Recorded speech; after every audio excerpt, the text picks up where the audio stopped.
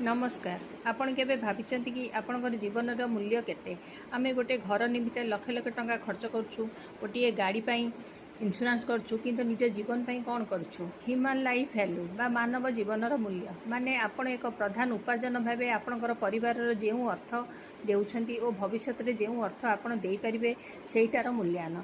उदाहरण स्वरूप जदि आपणकर बयस 35 वर्ष और आपण वार्षिक 5 लाख टंका उपार्जन करछंती, तेबे आपणकर 25 वर्ष रे आपण आनुमानिक भावे 1.25 कोटी टंकार आमदानी करिपारिबे।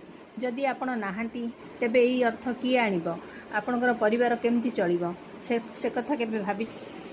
तेणु एही HLB हिसाब करी जड़े व्यक्ति केते जीवन बीमा नेबा उचित ताहा बुझी पारंती। HLB आर्थिक भाव में स्थायी परिवार सुरक्षा रूप में आमे देई पारुछु। हेलो मु सांत्वना, मु मोर HLB कैलकुलेट करी मो फैमिली को प्रोटेक्ट करिछि। जीवन अनिश्चित किंतु आपणकर मूल्य अनमोल। एही मूल्य को बीमा द्वारा सुरक्षित करंतु।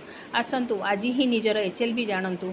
आमे ताहा हिसाब करी आपन को सहयोग करबा को प्रस्तुत। धन्यवाद।